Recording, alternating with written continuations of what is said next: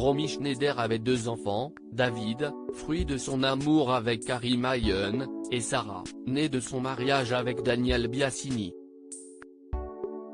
Harry Mayen et David Mayen sont malheureusement décédés depuis des années. Harry s'est suicidé en 1979 et David est mort 2 ans après, en 1981 dans un tragique accident.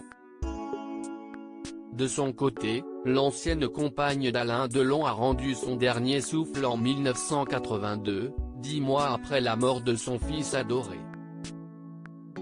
En quittant ce monde, elle a laissé derrière elle sa petite fille, Sarah, auprès de son père, Daniel Biasini. Inévitablement, à la mort de Romy Schneider, le journaliste est devenu le père célibataire d'une petite fille de 4 ans, chargé de 2 missions. La première ? Protéger son enfant des médias. La seconde ? Préserver l'image de celle qui fut sa femme pendant 10 ans, coûte que coûte. D'ailleurs, en 2018, le papa de la comédienne Sarah Biasini n'avait pas hésité à pousser un coup de gueule depuis le sud de la France où il passait ses vacances pour défendre la comédienne. Daniel Biasini, son coup de gueule pour protéger la mémoire de Romy Schneider cet été-là. Daniel Biasini avait exprimé sa colère dans les colonnes de gala suite à la diffusion du film 3 jours à Quiberon, qui dressait le portrait d'une Romy Schneider alcoolique et fragile.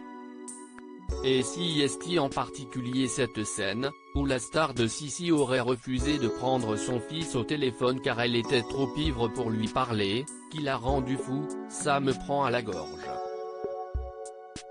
Quelle que soit la situation, quand David l'appelait, elle le prenait immédiatement. Pour celui qui a été le second époux de la star de Sissi, la comédienne n'était passionnée que par son métier et ses 2 enfants. Ma fille a 40 ans aujourd'hui, croyez-vous que si tout ceci était vrai, elle ne serait pas capable de l'entendre ? Si Romy avait été alcoolique, je le lui aurais dit. Il n'y a rien de honteux à ça. Je n'ai jamais menti à Sarah. Daniel Biasini s'est remarié en 2003 avec Gabrielle Heydrich.